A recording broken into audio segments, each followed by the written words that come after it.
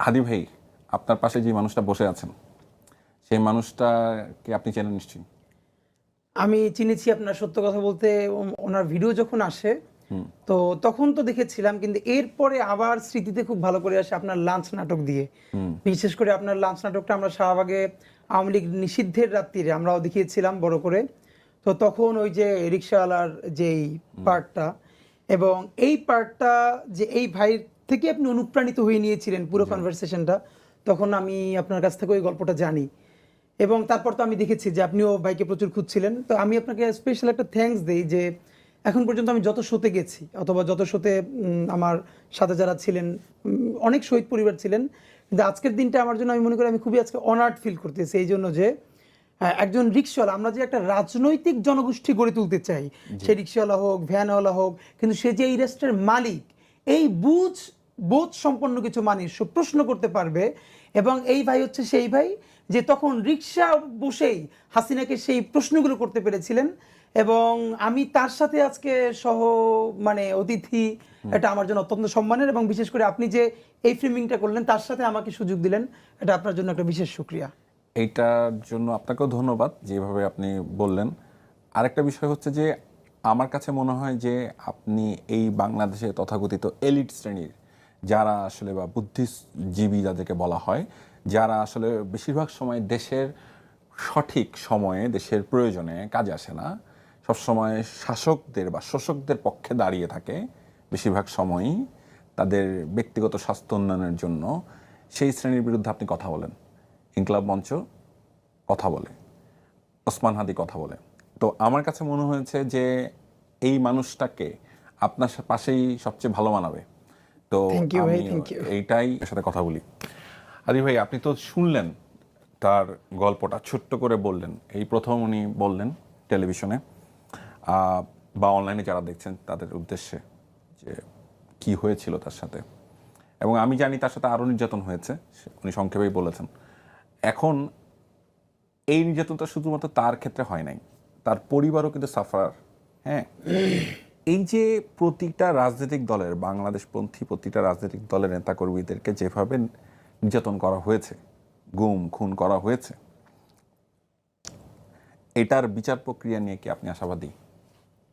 মানে যারা এটা করলো, যারা এই যে অন্যায়টা ঘটাইলো, তাদেরকে কি ধরানো হবে, তাদেরকে ধরা হবে তাদেরকে? দেখেন, উচিত তো হলো আশাবাদী থাকা, অপটিমিস্টিক থাকা, খুব ভালো একটা কাজ। কিন্তু ভয়াবহ ব্যাপার হলো, ধরেন জুলাই থেকে তো জুলাই চলে আসলো। জি। এটা আমাদের সামষ্টিক ব্যর্থতা, যেই ব্যর্থতায় বলি আমরা তো আসলে পারিনি, কিছু পারিনি এই অর্থে। কারণ এই জুলাইতে এসে অ্যাটলিস্ট এখানে একটা মুশকিল হয়েছে কি, যে শুধু জুলাইতে যদি সে গণহত্যা করতো তাহলেও এটারে দ্রুত ধরে, কিন্তু গত 16 বছর ধরে সে এতগুলো গণহত্যা, গুম খুন, হত্যা, ধর্ষণ করেছে, হলো যে সর্বাঙ্গে ব্যথা ঔষধ দেবো কোথা, ধরতে গেলে এই রেস্টের কাঠামোই কিছু থাকে না। তো এরপরও আমরা এই জুলাইয়ের মধ্যে তো প্রত্যাশা করেছিলাম যে অন্তত এটার যারা সুপ্রিম অর্ডার করেছে তাদের ভিজিবল পানিশমেন্টটা শুরু হওয়া একটা। তারপরে এই জায়গাগুলো তো এখন পর্যন্ত আমরা পারলাম না। ইভেন আদালতের যে সেকেন্ড ট্রাইব্যুনালটা গঠিত হলো, এটা তো অনেক পরে এসে, তো সেটা যদি শুরুতেই সেকেন্ড ট্রাইব্যুনালটা গঠিত হয়ে যেত তাহলে তো আমরা অন্তত এই জুলাইয়ের মধ্যে যে কোনো একটা রায় তাড়াহুড়ো করে না, স্বাভাবিক গতিতেই পেয়ে যাওয়া উচিত ছিল, কিন্তু সেটা তো আমরা পেলাম না। এখন ধরেন স্বাভাবিকভাবে যেই আমি এই শোতে ঢোকার আগেও একজন শহীদ পরিবারের সাথে, আপনার সাথে তার আগে শো ছিল, আমার সাথে দেখা হলো। ধরেন একটা শহীদ পরিবার, সে 1 বছর হলো তার সন্তান হারালো, এর মধ্যেও সে যাদেরকে দেখেছে খুন করেছে তাদের এখন পর্যন্ত বিচারের কিছুই সে দেখতে পাচ্ছে না। তো এটা তো আসলে তার জন্য ভয়াবহ ট্রমা, তার জন্য তো বটে, আমাদের জন্য তো এটা কঠিন। আপনি কতদিন লেগে পড়ে থাকবেন একটা কিছুর জন্য? তো এর এটা এমন একটা প্যাটার্ন হতে পারে যে মানুষ চাইতে চাইতে বিচারের কথা বলতে বলতে বলতে বলতে ক্লান্ত হয়ে যাবে। যে ধরেন এটা কি বাস্তবিক না, এই যে জুলাইতে আমরা যত মানুষ একসাথে রাস্তায় ছিলাম, এখন আমরা কয়জন আছি এই দাবিতে? থাকাও তো অনেকের পক্ষে সম্ভব না, সংসার আছে, ক্যারিয়ার আছে, পরিবার আছে। তো এবার সমস্ত কাজ বাদ দিয়ে, আর আপনি ভাই জানেন যে অ্যাক্টিভিজম গুলো এগুলো অনেক কঠিন। 24/7 চাকরি, এর সাথে আর কোনো সময় নাই। এইটার কোনো সময় নাই, এবং এটাতে যে পরিমাণ এনার্জি যায় এটার কোনো রিটার্ন নাই কিন্তু। কেননা এটা রিটার্নটা কি, রিটার্নের হতে মানুষের ভালোবাসা। এখন আপনার সময় যাচ্ছে, আপনার রোজগার বন্ধ হয়ে যাচ্ছে, এই যে আপনাদের যে অ্যাক্টিভিজমটা করতে হচ্ছে, আপনার যে কাজটা করতে হচ্ছে, দেশের পক্ষে মানুষের পক্ষে কথা বলতে হচ্ছে, কোনো একটা অন্যায় হলে সাথে সাথে আপনাকে একটা সংবাদ সম্মেলন করতে হচ্ছে, আপনার তো রাত দিন বলে কিছু নাই। আমি যতটুকু জানি যে আপনাদের যে প্রোগ্রাম চলছে, আপনারা একটা সেন্টার করছেন, আমি যতটুকু জানি যে আপনি রাত দিন 24 ঘন্টা ধরে আপনি অলমোস্ট, আমি যখনই আপনাকে নক করি আমি দেখি যে আপনি আমি এখনও বুঝতে পারছি আপনি কিন্তু অনেক টায়ার্ড। কারণ এই যে একটা টায়ারিং প্রসেস, 1 বছর ধরে কন্টিনিউয়াসলি যে কয়টা মানুষ কথা বলেছে তার মধ্যে অবশ্যই ওসমান হাদি একজন। তো আমার প্রশ্ন হচ্ছে যে এখন আপনাকে এনার্জি আমরা কি করে দিব? জাতি এই রাষ্ট্রযন্ত্র আপনাকে কিভাবে এনার্জি দিতে পারে যখন আপনি যা চাচ্ছেন ন্যায্যভাবে সেটা যদি আপনাকে রাষ্ট্র ব্যবস্থা করে দেয়। ন্যায্যতা কি? ন্যায্যতা হচ্ছে বিচার চাচ্ছেন আপনি জুলাই সনদ চাচ্ছেন, আপনি শুধু নিজের ব্যক্তি চিন্তা করছেন। এই যে আপনার এখানে আসার আগেই, শোতে আসার আগে আবারও জুলাই সনদ নিয়ে সংবাদ সম্মেলন করে আবার বলে এসেছি যে 31শে জুলাইয়ের মধ্যে যদি জুলাই সনদ না হয় তাহলে আমরা অগস্টের 3 তারিখ সচিবালয় ঘেরাওয়ের উদ্দেশ্যে এবং প্রত্যেক উপদেষ্টার জন্য একটা একটা করে কফিন নিয়ে আমরা সচিবালয় ঘেরাও করতে যাব। মানে আমাদের আর কোনো উপায় নেই। এখনো জুলাই সনদের জন্য আবার কেন সংবাদ সম্মেলন করতে হচ্ছে? ভাই, একটা প্রোগ্রাম নামানো এবং আমাদের তো ফাইন্যান্সিয়াল সলভেন্সি নেই এগুলো করবার জন্য, সেই কফিন মার্চ করবার জন্য, এত বিরাট ব্যাপার।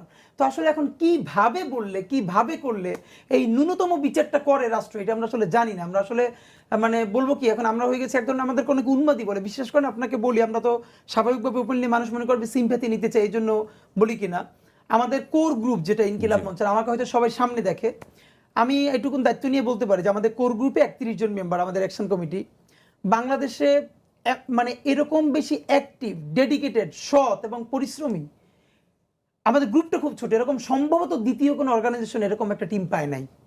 মানে আমাদের রাত নাই দিন নেই, এবং আমরা যে কয়েকজন ধরেন শেষে গত কোন মাসে আমরা রাত্রিরে ধরেন একটু 1টায় বা 2টায় ঘুমাইছে এটা আমাদের মনে নাই।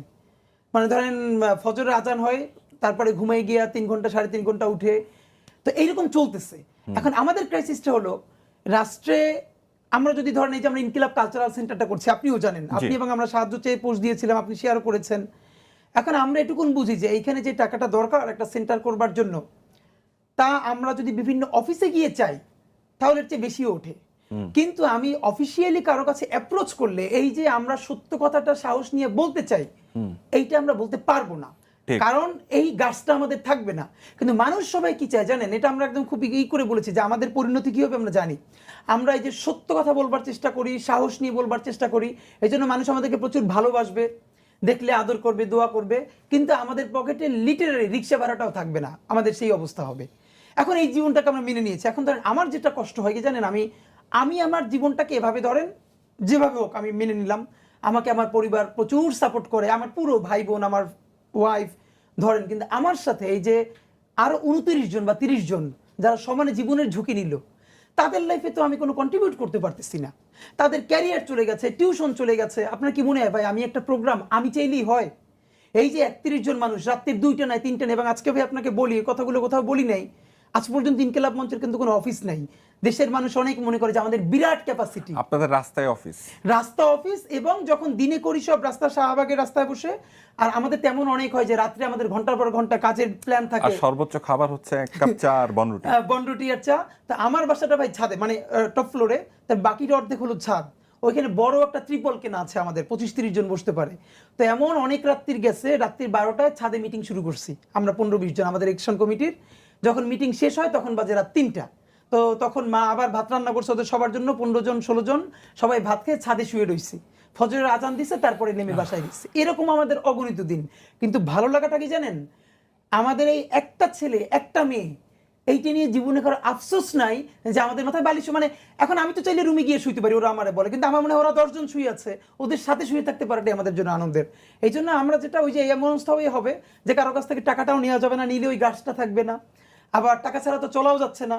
তো এখন ধরেন সবার কাছে এখনো ফেসবুকে ক্রাউড ফান্ডিং করে প্রোগ্রাম নামাই, কিন্তু এটা তো দীর্ঘভাবে চালিয়ে যাওয়া খুব কঠিন। তো আমরা আল্লাহর কাছে সাহায্য চাই, আপনাদের কাছে দোয়া চাই, যে এই কারণে করি ভাই। ধরেন বান্না ভাই, জুলাইয়ের মতো একটা গণ অভ্যুত্থান আমি তো মনে করি যে আমার জীবনে, প্রত্যেকের জীবনে একটা বেঞ্চমার্ক থাকে না, যে আমি এই জিনিসটা দেখছি তাহলে আমার জীবনে আর কিছু দেখার নাই। আমি এটা বুঝি যে জুলাই আল্লাহ আমাকে দেখাইছে এবং এই জুলাইয়ের মধ্যে থাকার তৌফিক দিছে, আমার জীবনে এর থেকে ঐতিহাসিক মুভমেন্ট আর আসবে না। আমার যেই ছেলেটা, আমি তো অসংখ্যবার বলেছি যে আমি স্লোগান দিচ্ছিলাম, ও আমার ঠিক 4 থেকে 5 ফিট দূরে ছিল। 1 মিনিটের মধ্যে দেখি ওর হাতে একটা লাঠি ছিল, মুখে মাস্ক পরা ছিল, আমার থেকে কম বয়স, রামপুরায়। মুহূর্তের মধ্যে দেখি ও লুটিয়ে পড়েছে, মুখে এখনো মাস্ক পরা। স্নাইপার শট ছিল সম্ভবত কোনো বিল্ডিং থেকে বা উপর থেকে, কারণ নিচ থেকে আসলে তো আমাদের গায়ে আগে লাগতো। মাথাটা থেকে মগজটা পাশে পড়ে গেছে এবং গল গল করে রক্ত রাস্তার মাঝখান থেকে ড্রেনের দিকে চলে যাচ্ছে। একটা ইয়াং ছেলে 2 হাত ছড়িয়ে আছে। জাস্ট 1 মিনিটের ঘটনা না। এই দিন আমাকে চূড়ান্তভাবে আমাকে সিদ্ধান্ত নেওয়ার সাহস হয় যে এই গুলিটা তো আমার গায়ে আসতে পারতো। এটা আমার গায়ে না আসে ওর গায়ে আসলো, এর মানে এই হত্যার প্রতিশোধ নেওয়ার জন্য আল্লাহ আমাদেরকে বাঁচাই রেখেছে। আমার বাসার সামনে ক্লাস 8-এর ছেলের জানাজা পড়েছি আমরা, যখন রামপুরে ভয়াবহ গুলি চলে হেলিকপ্টার থেকে। তো এই জন্য আমার মনে হচ্ছে এরকম একটা ঐতিহাসিক গণ অভ্যুত্থান থেকে ভাই 50-100টা ছেলে মেয়ে কি দেশে তৈরি হবে না, যাদেরকে দেখে পুরো 18 কোটি মানুষ চক্ষু বন্ধ করে বিশ্বাস করতে পারে ও এই ছেলেটা বা এই মেয়েটা না, ওরা বলছে এটা সত্য বলছে, ওরা কোনোদিন বিক্রি হবে না কারো কাছে। আমার আফসোসটা হয় সেইখানে যে আমাদের অনেকগুলো এরকম মুখ ছিল, কিন্তু বিভিন্ন কারণে বিভিন্ন ভুলে আমাদের সেই মুখগুলো আপনি হাতে গুনে এখন 10টা নাম বলতে পারবেন না, যে পুরো জাতি চক্ষু বন্ধ করে বলবো না এই ছেলেটা না, ও বিক্রি হবে না কোনোদিন, ও কারো সেবা দাস হবে না, ও কারো তাবেদারি করবে না। তো এই জন্য আমাদের জীবন নষ্ট হয়ে গেলেও ইনকিলাব মঞ্চের এই গ্রুপটা আমরা চেষ্টা করছি যে এই জুলাইরে বাঁচাই রাখার জন্য আমাদের জীবনের বিনিময় হলেও যেন ওই জায়গাটা মানুষের হোপটা দেয়া যে ভাই আমাদের জানটা যতক্ষণ আছে আমরা বিক্রি হব না, আমাদের জন্য দোয়া করেন। ইনশাল্লাহ আমিও বিশ্বাস করি আপনাদেরকে যে আপনারা বিক্রি হবেন না। এই কষ্ট, এই যে অত্যাচার সহ্য করা, এটা তো একটা গ্রুপ অফ পিপল যারা এটার বৈধতা উৎপাদন করলো, তাদের মধ্যে তো আমরা ন্যূনতম ক্ষমা চাওয়া তো দূরের আলাপ, সরিটুকুও দেখি না। এদেরকে লইয়া আপনারা কি করিবেন? মানে দেখেন বান্না ভাই, ব্যাপারটা হলো যে সরাসরি হত্যা করে মাঝে মধ্যে তার থেকেও বড় অপরাধী কি জানেন, এই হত্যাকে যে বৈধতা উৎপাদন করে, লেজিটিমেসি দেয়, যে হত্যা করেছে ডিরেক্ট, এর তো একটা জায়গা। কিন্তু এই হত্যাকে বৈধতা দেওয়ার প্রক্রিয়ার মধ্য দিয়েই এই একটা হত্যার পরে আরো 100 হত্যা, 1000 হত্যা হয়। পিলখানা গণহত্যার যদি বৈধতা উৎপাদন আওয়ামী লীগ করতে না পারতো, তাহলে শাপলার রাতে গণহত্যা হইতো না। শাপলায় যখন হুজুর বইলে গণহত্যায় বৈধতা নেওয়া গেল, তারপরে 18তে মোদী বিরোধী আন্দোলন, নির্বাচন, এরপরে মোদী বিরোধী আন্দোলন থেকে প্রত্যেকটায় একটা থেকে আরেকটা। এই জন্য বাংলাদেশের সমস্যাটা হয়েছে যে ডিরেক্ট শুট করেছে, ধরেন হাসিনা আইকনটা পালিয়েছে, কিন্তু এই হাসিনাকে হাসিনা হয়ে উঠতে বললো কারা? যে মিডিয়া মাফিয়ারা। এই জুলাইয়ের 2 দিন আগেও হাসিনাকে বলছে যে যাত্রাবাড়ির মোড়ে মোড়ে এত মাদ্রাসা, আপনি অ্যাকশন নিচ্ছেন না কেন? একটা মূলধারার অনলাইনের সম্পাদক বলছে, ট্রু, হাসিনাকে পরামর্শ দিচ্ছে, অন রেকর্ড আছে, অন রেকর্ড আছে যে যাত্রাবাড়ি, কারণ যাত্রাবাড়ি তারা উদ্ধার করতে পারছে না, তাহলে ওইখানে প্রচুর মাদ্রাসা। ধরে ন্যূনতম প্রফেশনালিজম থাকলেও একদম সাংবাদিকদের মিটিং এ এইটা কি কাজ, সরকার কোথায় কোথায় গিয়ে কারে কারে মারবে এইটা বললে দেয়া। বাংলাদেশে এইটা হয়েছে সাংবাদিকতার নামে, যে হাসিনা কোথায় কারে কারে গিয়ে মারবে, কেন মারা হচ্ছে না। আপনি ভিডিওটা নিশ্চয়ই বান্নাবে আপনি শেয়ার দিয়েছেন, বলতেছে শুট করেন মানে গুলি করেন, হ্যাঁ শুট করেন, ভিডিও করব। এটা কারা করছে? বাংলাদেশে মিডিয়া করছে না? বলেন তো আমরা সেই মিডিয়ার মধ্যে ন্যূনতম কতটুকু সংস্কার করতে পারলাম? মিডিয়ার অনেকগুলো গল্প কিন্তু অনেকভাবে জানো না, যে অনেকে ড্রোন পাইলট ছিল, তারা পুলিশের সাথে দাঁড়ায় দাঁড়ায় ড্রোন পাইলট দিয়ে কোথায় কোথায় আন্দোলনকারীরা আছে সেই দৃশ্যগুলো পুলিশকে দিয়ে দিত। এরাও কিন্তু মিডিয়া কর্মী। হ্যাঁ, আমরা আসছি তো এখন এই জন্য আমার যেটা ভাই ভয়াবহ ব্যাপার, এটা হলো হাসিনা এখানে পালিয়ে গেলে খুশির এত কিছু নাই। খুশির যে কারণে নাই, যারা হাসিনাকে হাসিনা বানাইছিল তারা সবাই রয়ে গেছে, শুধু রয়ে নাই, এখন বিভিন্ন ফরমেটে বিভিন্ন দলের উপরে ভর করে তারা এখন দেশে আরবান এলিট, সুশীল, শুদ্ধ কথা বলে, ইংলিশে বলে, বাড়িধারা গুলশানে যায় এবং তারা প্রচুর রবীন্দ্রসঙ্গীত গায়। আর রবীন্দ্রসঙ্গীত গায় এই জন্য বলছি যে দুনিয়ার সমস্ত, ধরেন আসাদুজ্জামান নূর, আসাদুজ্জামান নূর হলো কি, আমরা সবাই তার চিনি, সেই বাকের ভাই, কি একদম সুন্দর করে কথা বলে, আবৃত্তি করে, ফেরেস্তা নেমে আসতেছে। কিন্তু এই যে, এবং তাকে কি করলো হাসিনা, সংস্কৃতি মন্ত্রী পর্যন্ত বানালো। Very good. আপনি কি জানেন যে এই আসাদুজ্জামান নূর তার এলাকার সংসদীয় এলাকায় সে যখন ভোট ছাড়া নির্বাচনে এমপি হয়েছিল, তখন জনতার যখন প্রতিরোধ চলে বিএনপি জামাতের, তখন সেইখানে তার গাড়ির উপরে মানুষ প্রতিরোধ করে হামলা করছিল এবং তাকে আটকাই দিছিল। সেইটার সাথে যারা জড়িত ছিল বিএনপির, জামাতের, শিবিরের প্রত্যেকটা ছেলেকে সে গুম করাইয়া, অনেককে চিরতরে গুম করাই ফেলছে। অথচ টিভি ক্যামেরার সামনে কি সুন্দর মানে আপনি দুনিয়ার ভয়াবহ জঘন্য হত্যাকাণ্ড করবেন, ধর্ষণ, মানে এমন কোনো ন্যাক্কারজনক কাজ নাই করবেন না। এগুলো করবার পরে আপনি শান্তিনিকেতনী টোনে যখন কথা বলবেন, এত জোরে বলবেন না, ধীরে তাললয় মেনটেন করে আপনি রবীন্দ্রসঙ্গীত গাইবেন দুলে দুলে, তখন আপনার সমস্ত এই অকাজগুলো ঢাকা পড়ে যাবে। আপনি সুশীল, রুচিশীল। আর আমরা হইলাম সেই নজরুলের বাচ্চা কাচ্চা পোলাপান যারা এই সমস্ত সুশীলতাকে উল্টাইয়া দিয়া নতুন বাংলাদেশ তৈরি করছে। সুতরাং আমাদের জবানরে তো আপনারা শান্তিনিকেতনী জবান বানাইতে পারবেন না। এই নজরুল ওই আমলেও কবি হয়ে উঠতে পারে নাই। তখনও বড় বড় যারা কবি চিন্তা ক্রিটিক তারা বলছে নজরুলের গুলো হয় না, সে রক্তরে খুন বলে। রবীন্দ্রনাথ পর্যন্ত আহত হয়েছে। রক্তরে খুন বলা মানে কেমন অফেন্সিভ লাগে না? তো এই যে আমাদেরকে বারবার জিজ্ঞেস করে আপনারা তো গালিগালাজ করেন কেন, তা আমি বললাম তাহলে আপনাদের কি মনে হয় প্রচুর চুমা দিলে হাসিনা নাইমে যেত প্রচুর রবীন্দ্রসঙ্গীত গাইয়া? তা আপনারা তো প্রচুর রবীন্দ্রসঙ্গীত গাইয়া মাথা দুলাই দুলাই প্রতিবাদ করছেন, হাসিনার গণহত্যার থামাইছেন না কোনটা করছেন? তারা এই করা ছাড়া তারা আমরা কি করছি? আমাদের যেই বাচ্চারা গালি দিয়ে হাসিনার নামাইতে পারছে ওইটা গালি না, ওইটাই মুক্তির মহাকাব্য। আর এই গালিটা যদি আপনি সব থেকে বড় বলেন, এই প্যাটার্নের গালিরে মহাকাব্য গড়ে তুলছিল আমাদের নজরুল। পুরো নজরুলের লিটারেচার দেখেন, যেই আমার নজরুল ওই রকম করে কথা বলতেছে, শালা বলতেছে কবিতার মধ্যে, তখন এগুলো হলো কলকাতার বাবুদের কাছে মানে ভয়াবহ অপরাধ। এটা কি কবিতা হয়? নজরুলের কবিতা দীর্ঘদিন পর্যন্ত ছাপা হয় নাই শুধু এই অপরাধে তার। তো তাতে কি নজরুলকে তো আটকানো যায় না। সুতরাং প্রশ্ন করতে পারতে হবে কোন কোন সংস্কৃতি কর্মী, কোন কোন সাংবাদিক এই হাসিনার ফ্যাসিবাদকে লেজিটিমেসি দিয়েছিল গল্পে, উপন্যাসে। ঠিক আছে আওয়ামী লীগ খারাপ, কিন্তু হাসিনার যে বিকল্প ভালো, আমলাদের কথা বলো অফকোর্স। এবং দেখেন 4 তারিখও যে আমলারা হাসিনার পক্ষে কালো ব্যাজ ধারণ করে সচিবালয় মিছিল করছে, মানে বলেন তো বাংলাদেশের ন্যূনতম কোনো নিয়মে সচিবরা মিছিল করতে পারে? এরকম পারে কারো পক্ষে নিয়ে? এখন তারা সবাই কি করছে? শরীয়তপুরের ডিসির নিচে মাদারীপুর, মাদারীপুর থেকে নিচে চট্টগ্রাম, যে ছিল মাঠ প্রশাসনে তার আনসারে কেন্দ্রীয় প্রশাসনে, কেন্দ্রীয় প্রশাসন থেকে পাঠাইছে মাঠে। বাট এখন সরকারের উপায় নেই। কেননা আমরা যদি বিপ্লবটা করতে পারতাম, বিপ্লবটা করলে পুরো কাঠামোকে আমরা ভেঙে গুড়িয়ে দিতে পারতাম। তো বিপ্লব তো আমরা করতে পারি নাই। এখন যেটা হয়েছে ভাই, এইটা তো হাসিনা 5 বছর না 16 বছর ধরে এই বিসিএস এ যতগুলো নিয়োগ দিছে, আমি আজকে বলি আমাদের এক ঢাকা মেডিকেলের ফ্রেন্ড, ওর নাম আবুল আলা। তা আপনারা জানেন জামাতের যিনি তাত্ত্বিক তার নাম আবুল আলা মওদুদি। ও দুর্দান্ত করছে। শুধু ভাইবে ওরে মেডিকেল নিয়ে একটা প্রশ্ন করে নাই, ওরে আধা ঘন্টা গালি দিছে ওর নাম কেন আবুল আলা রাখা হয়েছে। ছেলেটা লিটারেলি কাঁদতে কাঁদতে বের হয়েছে। এই যে বিসিএস এর ভাই আওয়ামী লীগ 200 কেন করছে? কারণ এটা ছিল 100 নাম্বার। একজন রিটেনে 900 নাম্বারের পরীক্ষা তখন দিয়ে যায়। কি কাজটা করবে? যখন দেখলো যে সেই ছেলেটা যখন তাদের মনস্তত্ত্বের না, আওয়ামী কালচারের না, এখন তারা আটকাবে কেমনে? তখন এইটাকে 100 থেকে 200 বিসিএস করে তারপরে যার ব্যাকগ্রাউন্ড আওয়ামী লীগ, ছাত্রলীগ, এগুলোকে 200-র মধ্যে 180, 170। আর ওই ছেলেটাকে একদম কমাইয়ে, তো আপনি জানেন বিসিএস 5 মার্কের ব্যবধান হয়ে যায় কিয়ামত। তো এইখানে 200 নাম্বার করে যে রিটেনে তুমুল ভালো করেছে সে ক্যাডার তো ভালো, নন ক্যাডারও পায় নাই ওই ভাইবে শেষ করে দিয়ে। আর ছাত্রলীগের প্রত্যেকটা গুন্ডাগুলো এবং মানে বিসিএস প্রশাসন, BCS police, customs, tax, foreign, এই 5টা ক্যাডারে এমন ছাকুনি দিয়ে নিছে ন্যূনতম। এটার মধ্যে সব থেকে যে ভালো মানে কম আওয়ামী লীগ, সেটা হলো একদম ফ্যাসিস্ট ন্যারেটিভের। মানে তার কথাই হলো এই দেশটা মুজিববাদের, এর বাইরে আর কোনো কথাবার্তা নাই। এবং আমাদের একটা মনে আছে যে একটা ছেলে কিভাবে এই মনস্তত্ত্ব ধারণ করে, তার কিভাবে মুজিব টেস্ট করতে জানেন? সে গেট থেকে বের হয়েছে, আমাদের এক ফ্রেন্ড আবার ডাক দিচ্ছে ইচ্ছে করেই, তোমার বাড়ি কোথায় জানো? তোর বাড়ি হলো বরিশাল। বলে কোন জেলার উপর দিয়ে যাও? মানে ওকে জিজ্ঞেস করো গোপালগঞ্জ। তখন বলে আচ্ছা ওইখানে যেতে একজন বড় মানুষের নিশ্চয়ই জন্মভূমি, তার নাম কি?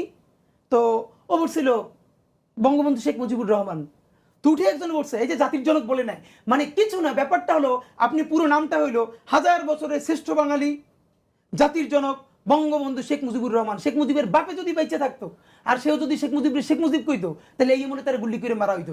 কারণ তার নাম তো হইলো পুরোটা 1000 বছরের শ্রেষ্ঠ বাঙালি জাতির জনক বঙ্গবন্ধু শেখ মুজিবুর রহমান। আগে পরে একমাত্র কম হইলে বিসিএস এর চাকরি হবে না। ও পুরো নাম কয় নাই, কট আসে নাই।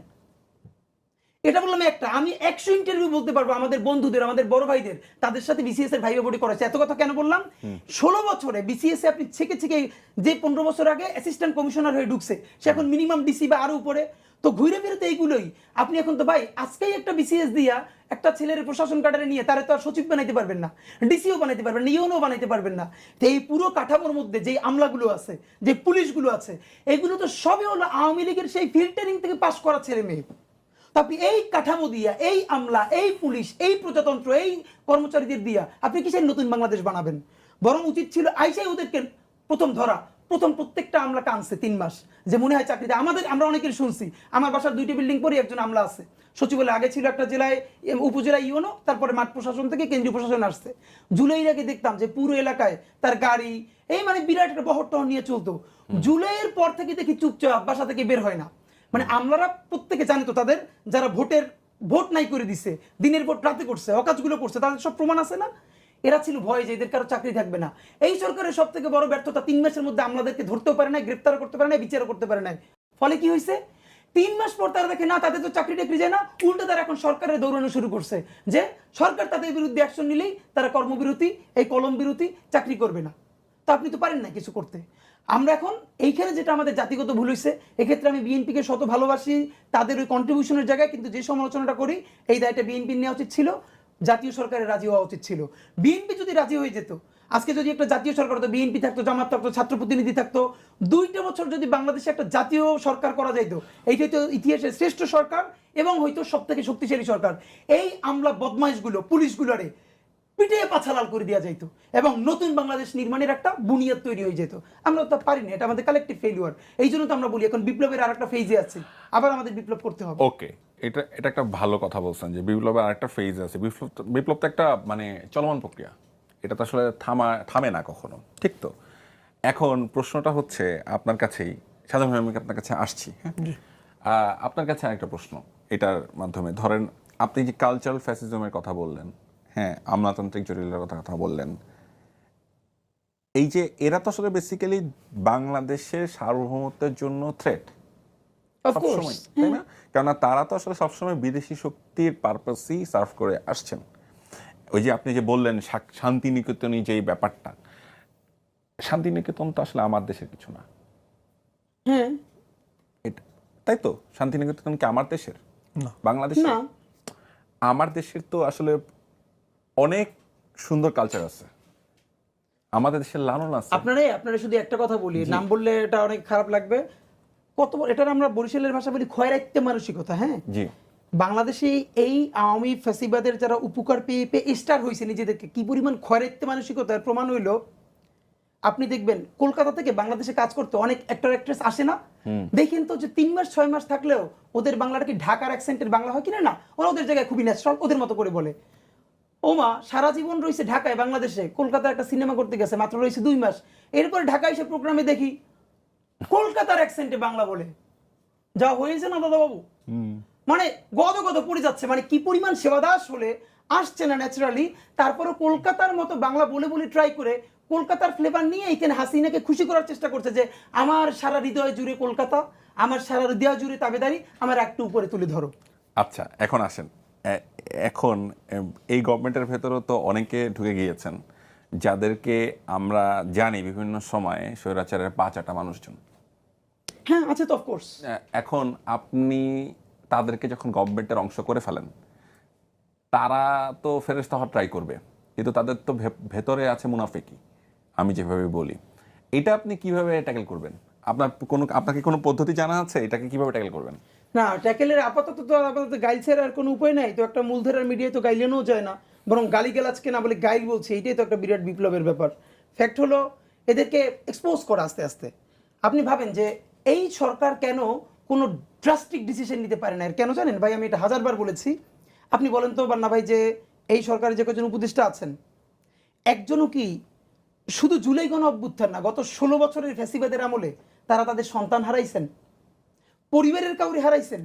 ডক্টর ইউনূস তিনি নিজে ভিকটিম হয়েছেন, আদিলুর রহমান শুভ্র ভাই তিনি জেল খেটেছেন, এইরকম 2-3 জন, রিজন আপার হাজবেন্ডকে গুম করা হয়েছিল, এইরকম 4-5 জন ছাড়া এই যে 20-22 জন উপদেষ্টা, এদের মধ্যে কে নিজে সব কথা বাদ দিয়ে জুলাই তো তাদেরকে এম্পাওয়ার করেছে, রাইট?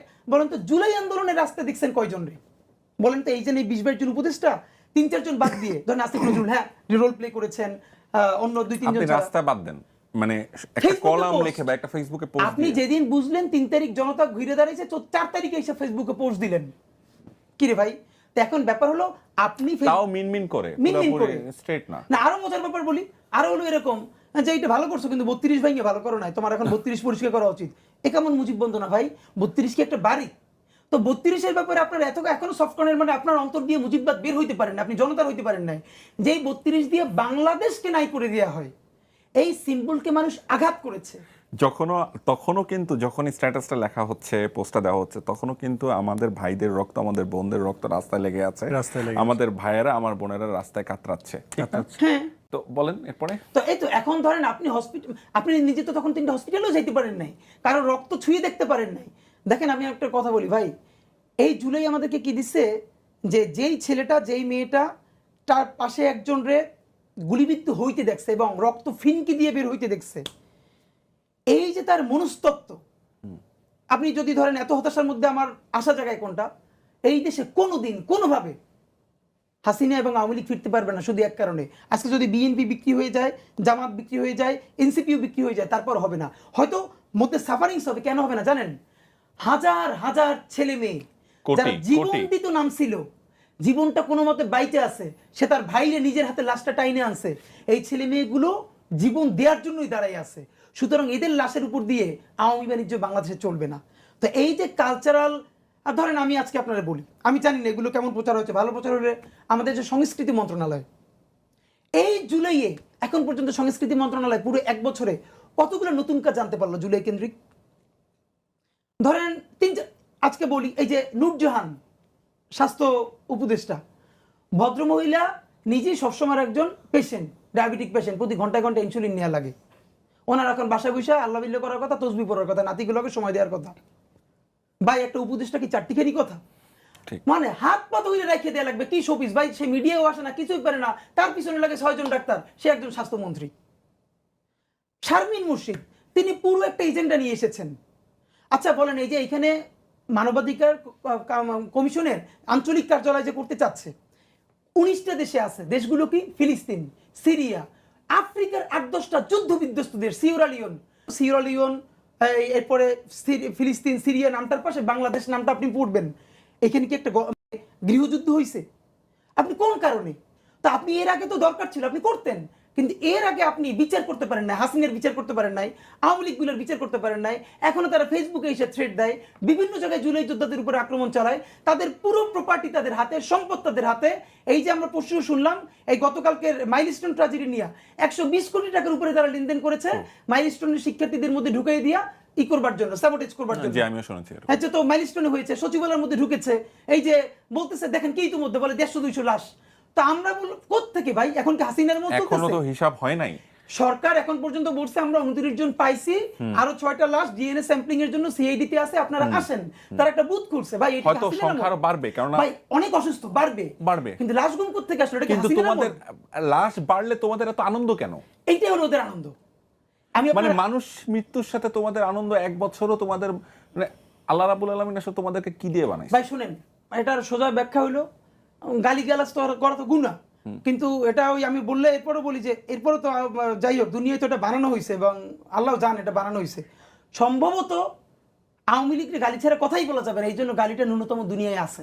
মানে আপনি কোন সুস্থ মানুষের পক্ষে আওয়ামী লীগের সাথে, এদেশে আওয়ামী লীগের সাথে বিএনপিরও রাজনীতি খাটে না, কারো খাটে না, এদেশে খাটে পুরো বস্তির সব থেকে, বস্তি না আরো খারাপ, মানে বস্তি অনেক ভালো মানে বস্তির মধ্যে আছে না যে কিছু জায়গায় যার কোনো দুনিয়ার প্রমাণ নাই, ওদের সাথে ন্যূনতম কথা বা আবর্জনা কিটের সাথে তুলনা করলেও, মানে আপনি ভাবেন যে ওর এমন কোনো জায়গা নাই যেখানে, এবং আপনি মান্না ভাই, আপনি হয়তো আপনার সাথে আছে কিনা জানি না, আমাদের কিন্তু অনেক বন্ধু বান্ধব যারা ছাত্রলীগ করতো, ছোট ছাত্রলীগ, অত বড় না, পরিচিত। আমি একটা ভয়াবহ যে আওয়ামী লীগ যে কোনোভাবে মানে এটা রাজনৈতিক দল না, এটা একটা কাল্ট, এটা একটা সেমি রিলিজিয়ন। এর প্রমাণ হচ্ছে আজ পর্যন্ত আমি এমন একজন আওয়ামী লীগের সমর্থক পাই নাই, কর্মী তো দূরের কথা, সমর্থক, মেন্টালি সমর্থন করে, যে ধরেন অনেক সময় আসে না মানুষ ফর্মালি বলে অনেক কথা, কিন্তু বন্ধু বান্ধবদের সাথে বসলে সঠিক কথাটা বলে। ভাই আমি আজ পর্যন্ত আমার পরিচিত, আমার বাড়ির, আমার বন্ধু বান্ধবদের এমন কোন একজন আওয়ামী লীগের ন্যূনতম সমর্থককে পাই নাই যে মনে মনে একবার ফিল করে যে আওয়ামী লীগ জঘন্যতম একটা কাজ করছে এবং এই গণহত্যা চালাইছে এবং এটা চালানো ঠিক হয় নাই। ন্যূনতম যে অনুতাপ, এই বোধ তাদের নাই, এবং তারা মনে করে এটা তাদের সাথে ষড়যন্ত্র হয়েছে, এগুলো মেরে ফেলানোই উচিত ছিল এবং তাকে ফিরিয়ে আনতে হবে। তা আপনি এই মনস্তাত্ত্বিক গ্রুপের সাথে আপনি কি দিয়ে লড়বেন, যে এখন পর্যন্ত একবার মেন্টালিও মনে করে না, না এটা এটা এটা ঠিক হয় না, এরকম ছেলে মেয়েগুলোরে গুলি করে মেরে ফেলা ঠিক হয় নাই। আমি জানি না, আপনি 100 জন ইন্টারভিউ করেন, বরং আপনি বলি আপনি ডক্টর ইউনূসের ওটা করা উচিত, এটা সারা দেশে একটা রিসার্চ করানো উচিত যে ন্যূনতম আওয়ামী লীগের মধ্যে এই নিয়ে অনুতব্যতা আছে কিনা, নাই, তা আপনি এদের সাথে কি দিয়ে ডিল করবেন? তো এই যে প্রস্তুতি, সেই প্রস্তুতি এই সরকারের মধ্যে একজন উপদেষ্টাদেরও আছে, সে কি এই স্পিরিটই ধারণ করে? কেউ বিভিন্ন এম্বাসি থেকে আসছে, কেউ বিভিন্ন স্টেট থেকে আসছে, একটা কুসুম কুসুম প্রতিবাদ করে, এইরকম করে আওয়ামী লীগ ঠেকাইতে পারবেন আপনি? আচ্ছা, খুবই গুরুত্বপূর্ণ আলোচনা, আমরা অনেকক্ষণ ধরে কথা বলছি এখানে। অনেকগুলো আসলে হাদি ভাই বিষয় হয়েছে কি, মানে আপনার সাথে বসলে আমার মনে হয় যে আমরা 3-4 ঘন্টা শো করে ফেলতে পারবো, অনেকগুলো সাবজেক্ট নিয়ে কথা বলার আছে। কালচারাল ফ্যাসিজম নিয়ে মনে হয় আমরা 2-3 ঘন্টার একটা প্রোগ্রাম করতে পারবো, আপনি আর আমি, আমরা যেই ধরনের। তবে ভাই আমরা চাই যে কালচারাল ফ্যাসিজমের আলোচনাগুলো অন্তত অন্য কোথায় হলেও এই আলাপগুলো কোথাও না কোথাও থাকুক, যে কিছু ছেলে মেয়ে এই আলাপগুলো কোথাও না কোনোদিন বলেছিল। কারণ আপনি আমি কতদিন বেঁচে থাকবো তো জানি না, কিন্তু বাংলাদেশ তো বেঁচে থাকবে কিয়ামত পর্যন্ত।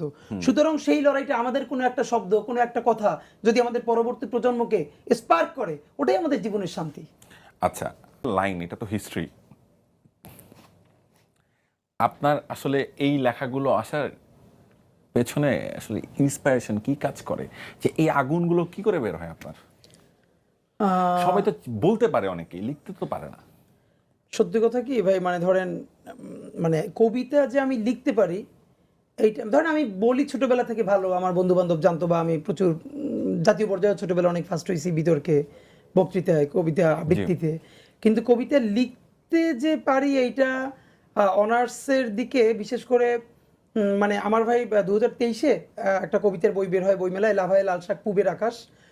তো এই লাভায় লাল শাক, লাভা, লাল রং, এটা দিয়ে আমি মূলত এই যে ফ্যাসিবাদ এইগুলোকেই পোট্রে করছিলাম। আর পুবের আকাশ বলতে দুটোই, আমাদের বাংলাদেশ এবং পুরো এই যে পাশ্চাত্য এবং প্রাচ্য। তো এইখানে যে ব্যাপারটা ছিল, এখানে একটা মজার ব্যাপার, এটার পাণ্ডুলিপিটা বেশ কয়েকটা বড় প্রকাশনী তারা অনেক যত্ন নিয়ে দেখেছে এবং পরে ফেরত দিয়ে দিয়েছে। তা আমি খুব ডিটারমাইন্ড ছিলাম যে আমি কোনোদিন আমার পয়সায় বই ছাপাবো না। মানে যদি কোনো প্রকাশনী ছাপায় ইটস ওকে, কিন্তু আমি নিজের পয়সা, তো আপনি জানেন যে সাধারণত কবিতার বই তো চলেই খুব কম, এরপরে সেটা ওই যারা ছাপায় তার প্রকাশনীকে টাকা দিয়েই ছাপায়। তো আমার ব্যাপার ছিল যে না, আমি ওভাবে করব না। তো আমার মনে হচ্ছে একটা খুব বড় প্রকাশনী, উনি পরে আমাকে ফেরত দেওয়ার সময় উনিও খুব লজ্জাই পাচ্ছিল। তো উনি বলতেছিল যে ভাই, মানে আমার ওইখানে যে প্রেমের কবিতাটা সব থেকে প্রেমের, তার মধ্যে অন্তত কয়েকবার আছে গুম, খুন, হত্যা। তো এইরকম মানে প্রত্যেকটা, মানে আমি স্বাভাবিকভাবে আমি যেটা আমার ভাই, আমি কোনোদিন আর্ট বা কালচার আরোপিতভাবে করতে চাই না। আমার হিসেবটা খুব সোজা, যে আমি যা, এইটাই আর্ট। মানে আমি বা আমরা, আমাদের যাপিত জীবন। এইখানে যদি সাহিত্যের জায়গা থেকে দুজন মানুষ আমার অনেক বড় অনুপ্রেরণা, নিশ্চয়ই নজরুল, তারপরে কবি আল মাহমুদ। মানে ঠিক যা তাই, ধার করে মেকি কালচার না, আমাদেরটাই। তো এরকম মনে আছে যে, তো এরপরে বইটা বের হলো, দুয়ার প্রকাশনী বের করে, ওরা পুরোটাই করে, এবং খুবই সারপ্রাইজিং ছিল যে এই বইমেলার মধ্যেই বইটার 2টা এডিশন শেষ হয়ে যায়। সাধারণত কবিতা এরকম যায় না, এবং ওইটা কবিতা বেস্ট সেলার ছিল এইবার বইমেলায় 2023-এর। তো লাভায় লাল শাক পুবের আকাশ, তো ওইখানের কবিতাগুলো প্রত্যেকটা, তো এর একটা দীর্ঘ কবিতা ছিল যে আমায় ছিঁড়ে খাও হে শকুন। মানে তখন ওই কবিতাটার রেটরিকটা এরকম যে আমাকে যখন এখানে হাসিনা, ফ্যাসিবাদ, গুম, খুন সবাই মিলে ছিঁড়েই খাচ্ছে, এর থেকে বড় শকুন এসে আমাকে খেয়ে ফেলুক। তো তখন বলেছিলাম MiG-29 হয়ে, F-16 হয়ে, মানে যে আমেরিকা আসুক, চায়না আসুক, ওরা দখলই করে নিক, আমি তো দখল হয়েই আছি ভারতের, এর চেয়ে যদি আরো বড় শক্তি এসে আমার ভাগযোগ করে নিয়ে যায়, যাক, তবুও এখানে পতন হোক। তো আমার মনে আছে যে এর পরে আর লাল জুলাইয়ের ক্ষেত্রে ভাই গানটা যেটা হয়েছে, এইটা কিন্তু আমার জীবনের প্রথম র্যাপ, আমি আগে কোনোদিন র্যাপ লিখি নাই। তো গানটা মূলত পুরো আন্দোলনের মধ্যে আমার যেটা সৌভাগ্য, অথবা এটা আল্লাহ আমাকে দিয়ে করাইছে, যে পুরো রামপুরে তো রণক্ষেত্র ছিল শুরু থেকে শেষ পর্যন্ত। আমি লাকিলি আমার বাসা রামপুরায়, আমি শুরু থেকে শেষ পর্যন্ত ছিলাম। আর লুঙ্গি পরে, টি শার্ট পরে, সারাদিন সারা রাত। আমার মনে আছে আজকে আমার ওই ছোট ভাইটার কথা, আমার একবার জুনিয়র মেজ বড় বাসা ঠিক আবুল হোটেলের সাথে। তো তখন রাত্রির 2:30 বা 3টা বাজে, আমি আমার এক বোনকে নিয়ে ওইখানটায় দেখতে গেছি, এবং সাথে আমার ওই বোনের সাথে প্রেসক্রিপশন এগুলো সাথে ছিল, আমি লুঙ্গি টি শার্ট পরা। তো তখন উল্টো পাশ থেকে তুমুল গুলি হচ্ছে, তো আমি ওকে ফোন দিয়েছিলাম যে তুমি সজাগ আছো কিনা। তখন আমার আজকে ওর কথাটা খুব মনে পড়লো, তখন 2:30 বা 3টা বাজে ও ফোনে বলতেছিল যে ভাই আপনার পায়ে ধরি, আমি বুঝতেছি খুব পাশে গুলির শব্দ আসতেছে, আপনি প্লিজ যান। কিন্তু আমি জানি না ভাই, আমি তো একা না, আমার মতো হাজার হাজার মানুষের মধ্যে আল্লাহ কি তখন ভর করলেন, এগুলোর কিছুই মনে হইতেছিল না। আজকে আপনি ঢোকার আগে পরিবার নিয়ে কথা বলতেছিলেন, আমি ওই আন্দোলনের সময় প্রথম জানি যে আমার ওয়াইফ মানে এক্সপেক্টিং। তো এই সময় এবং তার প্রচুর কমপ্লেক্সিটি যাচ্ছিল। তো আমার ভাই পরিবার আমরা সবাই খুব কাছাকাছি থেকে আমরা ভাই বোনেরা। তো যখন কোনোভাবেই আমাকে কন্ট্রোল করতে পারছিল না, তো আমার মনে আছে যে একবার এসে বলল যে তাহলে এই বাচ্চাটার কি হবে, মানে তুই যদি অনেক মানুষই তো তখন মারা যাচ্ছে, তখন আমি বলেছিলাম যে এই ইতিমধ্যে যারা মারা গেছে তাদেরও তো কারো বাবা মা বা কারো বাচ্চা আছে, তাদেরকে আল্লাহ কিভাবে চালাবে, ওরেও আল্লাহ চালাবে। তো এরপর এক সময় আর করতে না পারে তখন আমার সম্ভবত ওয়াইফকে আমার ভাই বলছিল যে ও বাসায় ঢুকলে আমি বাইরে থেকে তালা দিয়ে চলে যাবো যাতে আর বাইরে না পারে। তো এইটা আমার ভাই, আমার আজকে আপনাকে প্রথম বলি আমার ভাইয়ের বাসা আমার 2টা বিল্ডিং পড়ে। তো আমার ওয়াইফকে বলছিল যে ও ঢুকলে আমি বাইরে থেকে তালা মারে চলে যাবো। এইটা আমি শুনছি। পরে আমি জানি না ওইটা আসলে আল্লাহ আমাদের মধ্যে কি তখন দিছিল। আমি তখন বলছিলাম যে আচ্ছা এখান থেকে তালা মারো, আমি যদি একবার ছাদেও যাইতে পারি, আমি যদি 7 তালা দিয়ে লাফ দিয়ে পড়ি তখন কি করবা? তোরে মরেই গেলাম, তো তখন তোমরা কি করবে? আমার বাঁচাই রাখাই তো উদ্দেশ্য। আমি যদি 7 তালা থেকে লাফ দিই, কারণ আমার মনে আছে আমার বাসার ঠিক সামনের রাস্তাটায় আমরা 8-এর একটা বাচ্চার জানাজা পড়ছিলাম। আল ফুরকানের রোডে 8-এর একটা বাচ্চার, ওকে হেলিকপ্টার থেকে গুলি করে হত্যা করা হয়েছিল। তো এই গল্পটা আমার না, এরকম হাজারো লক্ষ মানুষের। আর এই ছেলে মেয়েগুলো বাইচে থাকতে এদেশে আর নতুন করে কেউ ফ্যাসিস্ট হয়ে উঠতে পারবে না, ওটুকুনি আমাদের শক্তির জায়গা। আদি ভাই, আশাবাদের কোনো গল্প নাই? আশাবাদের গল্প তো নিশ্চয়ই আছে। আশাবাদের গল্পটা হলো মানে কেউ না কেউ থেকে যায়, এটাই হলো কথা। এত কালচারাল আইকনের মধ্যে আপনি আপনার মানে এই আজকে আমি আপনাকে প্রথম হোস্ট হিসেবে দেখতেছি, আমি কিন্তু আগে কখনো দেখিনি, আপনি জানেন আমি জীবনে কোনো হোস্টিং করি নাই। তা এই হোস্টিংটা আপনি কিসের জন্য করতেছেন? আমি জানি যে আপনার এখন ডিনার নাটকের শুটিং চলে, আমাকে মেহেদী ভাই বলছিল যে কাজের খুব ব্যস্ততা, আমার স্কেজুল বেশ ব্যস্ত। এর মানে হলো আপনি মনে করছেন যে আনসাং হিরোজদের গল্পটা কোথাও থাকা দরকার, এর জন্য আপনার হোস্ট হওয়া দরকার। তো ন্যূনতম কিছু মানুষ তার জীবন যৌবন সব ত্যাগ করবে বৃহত্তর স্বার্থে, দেশ ও জাতির জন্য। পরিবারের কাছে বা অনেকের কাছে তারা পাগল, কিন্তু পৃথিবীর খুব সুস্থ মানুষ কোনোদিন কোনো বিপ্লব করতে পারে নাই। এই আধা পাগল, নিজের খেয়ে বনের মোস্তারণ, এই মানুষগুলোই নিজের জীবন জাহান্নাম বানায়, অন্যের জীবনে জান্নাত আনে। এরকম কিছু মানুষ তো বাংলাদেশে এখনো আছে, থাকবে। আপনি যদি বলেন যে একদম টু দি পয়েন্টে কি চাওয়া, সংস্কার। কার সংস্কার? আমি আজকে বলতেছি আমার নিজের সংস্কার। ধরেন গত সারা জীবনের যে জীবন চলেছে, আমরা যত রাষ্ট্রই বলি যাই বলি, ভাই আমি তো এই রাষ্ট্রের পার্ট। বলেন তো আমি নিজে জুলের পরে কতদূর বদলাম? সবাই যদি নিজের দিকে একটু চোখ, আমি কি ট্রাফিক সিগন্যালটা মানি? আমি কি এখনো কেউ ঘুষ চাইলে যে না আধা ঘন্টা বসে থাকবো কাজটা করাবো, ঘুষ দিব না, এটা কি আমি করি? আমি নিজে ডাক্তারের কম্পাউন্ডারকে আধা ঘন্টা অপেক্ষা করা না লাগে এই জন্য 200 টাকা হাতের মধ্যে দিয়ে দিচ্ছি। তা আমি প্রত্যেকটা জায়গায় এক্সট্রা টাকা দিয়ে নিজে ঠিকই সুবিধা নিচ্ছি, কিন্তু টকশোতে এসে বড় লেকচার দিচ্ছি না সংস্কার করতে হবে। আমাকে যদি ডিরেক্ট বলেন একটা ভালো বাংলাদেশের জন্য ন্যূনতম কি ভালো দরকার, অনেক হাতি ঘোড়া মারার দরকার নাই, তাহলে চলেন আমি নিজের থেকে একটু করে ভালো হই। মানে আমি তো নিজে জানি আমি কি কি অন্যায় করি, সেখান থেকে একটু একটু কম, যে আমি অন্যের সাথে আরেকটু স্পেস দিব, আমি একটু আগে ঘুষ দিলে কম ঘুষ দিব, নিজে যদি ঘুষ খাইতাম তাহলে একটু কম খাবো, ন্যূনতম সবাই একটু একটু করে ভালো হই। সবাই একটু একটু করে যদি ভালো হইতে পারি তাহলে আমাদের দেশ তো ভালো হবেই। এটা আমার জন্য বলা। অসংখ্য ধন্যবাদ।